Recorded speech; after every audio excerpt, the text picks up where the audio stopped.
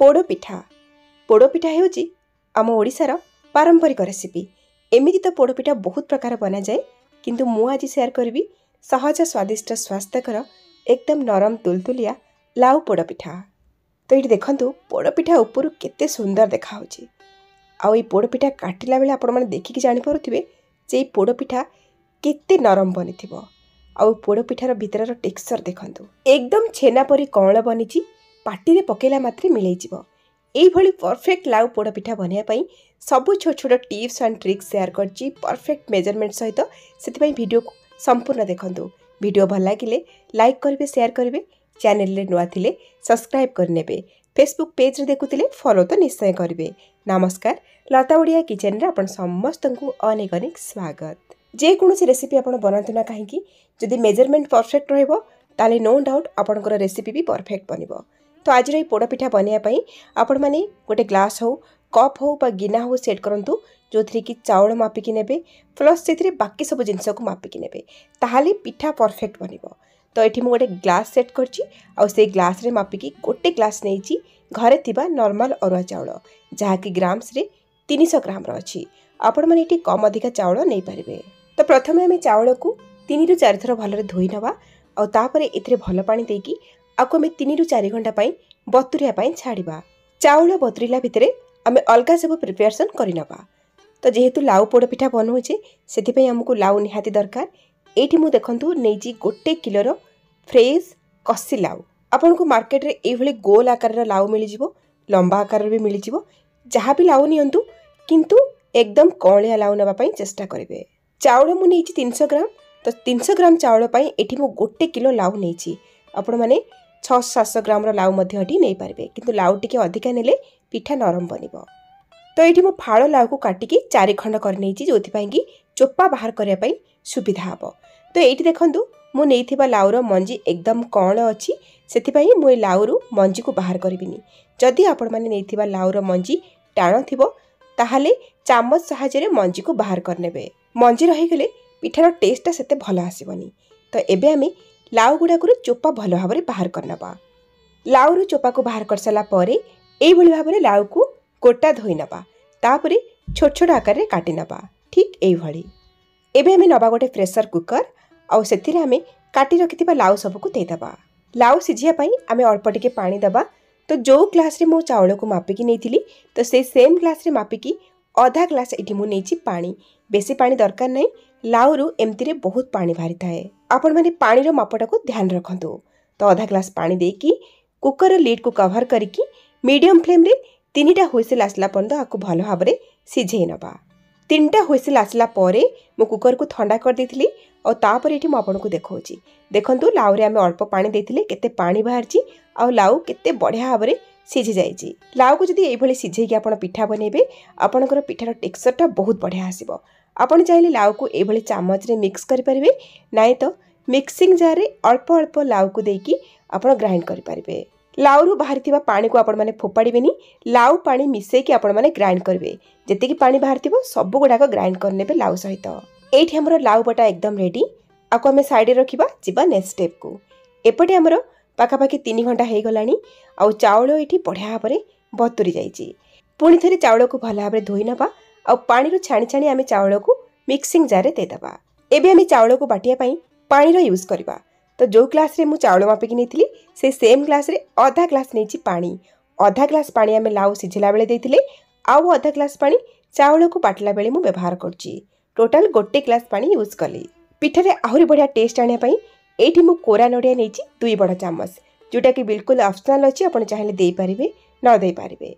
तो एबे आमे सब को चिकन करके ग्राइंड करके नहीं आसीबा।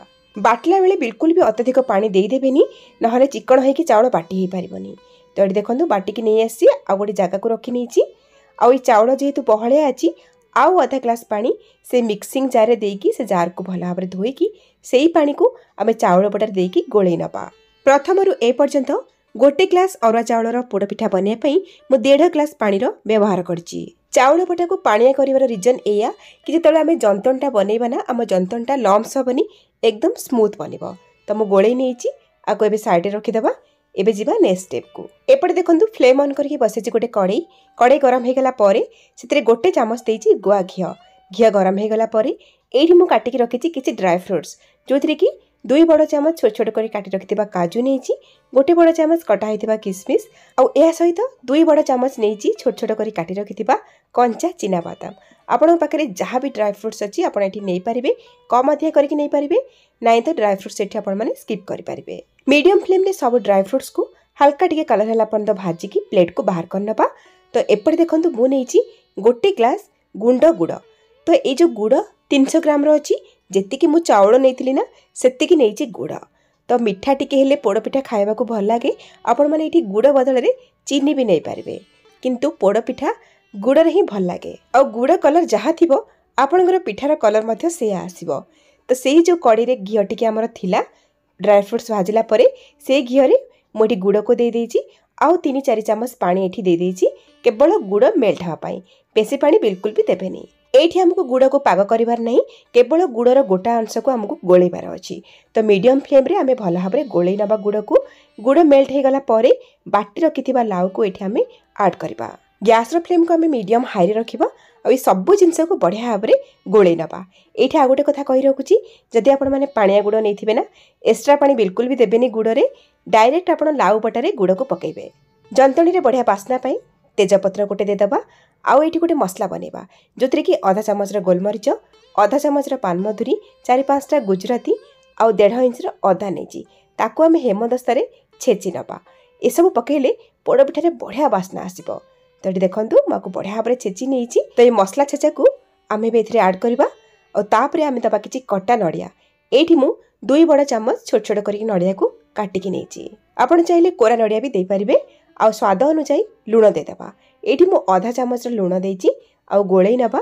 गैस रो फ्लेम को मीडियम हाई रे रखिकी ए सब को हमें 2 मिनिट पाई भलो भाबरे फुटेई नबा। एई सब फुटिला भितरे आमे भाजी रखितबा ड्राई फ्रूट्स को दे दबा, आधा पकेइबा आधा गार्निश करिया पे रखिबा। 2 मिनिट जेतेबेले भलो भाबरे फुटी जिवो ए सब आमे बाटी रखितबा हमरो चाउल आण को एथरे ऐड करबा। चाउल आण को पकेया पूर्वरु गैस रो फ्लेम को स्लो कर दबा और तापरे गोटे हाथ रे आमे चाउल आण को पकेइबा, आउ गोटे हाथ रे मिक्स करबा। कंटिन्यूअसली मिक्स करबा, बिल्कुल भी छाड़ी के जिबेनी नहले लम्स हे जिवो। आ एका थरे चाउल आण को पके देबेनी, अल्प अल्प करके दे देइका आपण माने एई भली भाबरे मिक्स करिवे। एई प्रोसेस रे जंतणी बनांतो देखिबे आपणकर बिल्कुल भी लम्स हबनी, एकदम आपणकर जंतणी स्मूथ बनिबो। तो एठी म आपनको आउ थरे मेजरमेंट कहि नउची, जेतिके आपण चाउल नेथिबे ना तारा 1.5 गुणा पानी रो यूज करिवे। सेई 1.5 गुणा पानी को आपण माने चाउल को बाटीबारे हो बा चाउल बटा को गोळेबारे हो बा लाउ को सिझेबारे हो, जो उपारे हो व्यवहार करिवार अछि।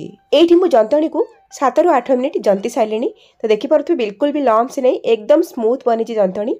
आ आमे गोटे चामच गुआ घियो देकी आको भल भाबरे गोळेकी आउ किछि समय जंती नबा। टोटल आपण माने जंतणी को घंटा देखिकी 12 ରୁ 15 मिनिट पर्यंत जंती नेबे लो फ्लेम रे। जेतेबेले जंतणी भल भाबरे जंती हे जिवो ना आपनकर जंतणी कड़ेई रु छाड़ी आसीबो, आ कलर चेंज हे जिवो जंतणी रो, आ गोटे डो फॉर्म को पळे आसीबो। आ पकेइथिबा तेजपत्र को मन करिकी काढी नेबे।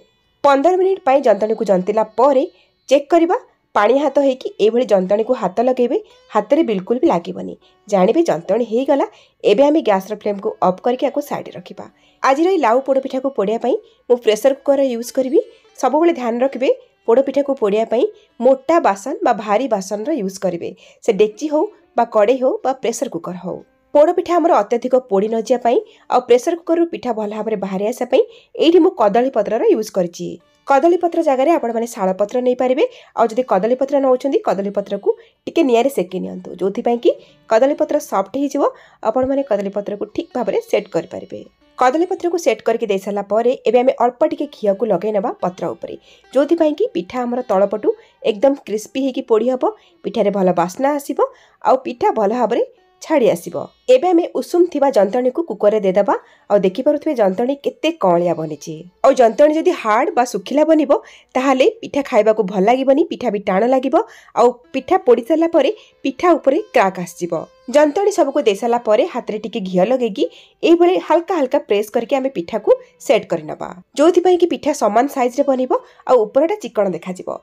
आ ता ऊपरे आमर भाजी रखिथिबा ड्राई फ्रूट्स आउ किछि कटा नडिया देकी एई भली चापी चापी आमे सेट करनबा। एठी हमर पोड़पिठा पोड़िया पई एकदम रेडी। एबे चलंतु नेक्स्ट स्टेप को जिबा। आउ एपटे फ्लेम ऑन करके बसै देछि प्रेशर कुकर। आ कुकर रो हुइसिल को बाहर कर देबा, किंतु एठी आमे कुकर रो गैसकेट को बाहर करबानी, गैसकेट को रहिबा को दबा। एबे आमे प्रेशर कुकर रो लीड को कवर करनबा। प्रथमे आमे पिठा को 5 मिनिट पई मीडियम फ्लेम रे पोड़िबा। तापरे गैस रो फ्लेम को एकदम स्लो करिकी 50 रु 55 मिनिट पर्यंत पोड़िबा बा बेक करबा। ध्यान रखिबे पिठा को बिल्कुल भी मीडियम बा हाई फ्लेम रे पोड़िबेनी, एकदम स्लो फ्लेम रे पोड़िबे। अधिक जदि फ्लेम को बढ़ाई देबे ना पिठा अति पोड़ी जिवो। एठी मु आपन को देखौची पूरा गोटे घंटा परे तो पिठार साइज ऊपर रहिला जे पिठा केते टाइम लागिबो पोड़िया पाई। जेहेतु मु बड़ साइज रो पिठा बनेइची सेति पई गोटे घंटा लागि गला। छोट साइज रो जदि पिठा हेतिबो 40 रु 45 मिनिट रे भी पिठा हेइ जिवो। तो पिठा हेइची कि ना एबे चेक करबा। टूथपिक गोटे नेकी मझिरे आमे इंसर्ट करके देखिबा। देखंतु टूथपिक रे बिल्कुल भी किछि लागुनी। तथापि एठी मु गोटे नाइफ मझिरे इंसर्ट करके देखुची पिठा हेइची कि ना चेक करिया पाई। तो एठी देखंतु हमर नाइफ रे हल्का जंतन टिके लागि जोटा कि एकदम नॉर्मल। पिठा जते बेले पूरा ठंडा हेइ जिवो आपण माने पिठा को काटिबे ना, आपनकर पिठा बढ़िया भाबरे काटी हबो, नाइफ रे बिल्कुल लागिबनी, एकदम पिठा सेट हेइ जिवो। पिठा गरम थिला बेले आपण जदि एई भली चेक करिवे हल्का टिके जंतणी लागिबाटा एकदम नॉर्मल। सेइथि पई तो मु आपनको नाइफ इंसर्ट करके पिठारे देखिली, जोथि पई कि आपण माने डरिबेनी बा कंफ्यूज हेबेनी। और ता छोडा हाथ रे तला आपण पिठा ऊपर को छुइबे ना एकदम सुखिला लागिबो, जानिबे पिठा हेइ जाईची। एठी हमर पिठा तो भला भाबरे सिझी गला। एबे हमें गैस रो फ्लेम को ऑफ कर देबा। एई स्टेज रे आपण चाहिले पिठा को एकदम ठंडा करिवे बा 2 रु 3 घंटा ठंडा करिकी पिठा को काटिकी खाई परिबे। जेमिति कि हमर जो पारंपरिक पोड़ पिठा दुई साइड रो पोड़ा जाय थाए, माने हमर जो गां रे पोड़ पिठा हुए दुई साइड रो पोड़ा हुए, काठ चुला रे पोड़ा होई थाए और निया को पिठार ऊपर देकी पोड़ा हुए। सेही सुविधा तो आमे एबे पाउने, सेति पई मु एठी नेइची गोटे लोहा तावा। आ तावा ऊपर मु कदली पत्र देकी घियो टिके लगै नेइची आ केयरफुली बनेथिबा पिठा को आमे एमती ओल्टे की तावा ऊपर रखि नबा और लो फ्लेम रे 10 मिनिट पई पोड़िया पई छाड़ीबा। एमिति टिके पोड़ी देले कोन हबो पिठा ऊपर देखिबा को भल लागिवो और स्वाद भी भल लागिवो। जेमति कि मु आगुरु कहितली सेकंड टाइम पिठा को पोड़ीबाटा बिल्कुल ऑप्शनल। तो 10 मिनिट लो फ्लेम रे पिठा पोड़िला परे ऊपर साइड रु पिठा को एकदम ठंडा करिवे, माने 2 रु 3 घंटा पूरा ठंडा करिकी तापर जेकी पिठा को काटिकी खाइबे। तो एठी देखि परथुवे पिठा केते परफेक्ट बनिची, केते बढ़िया कलर आछि चारि साइड रु तळ साइड रु।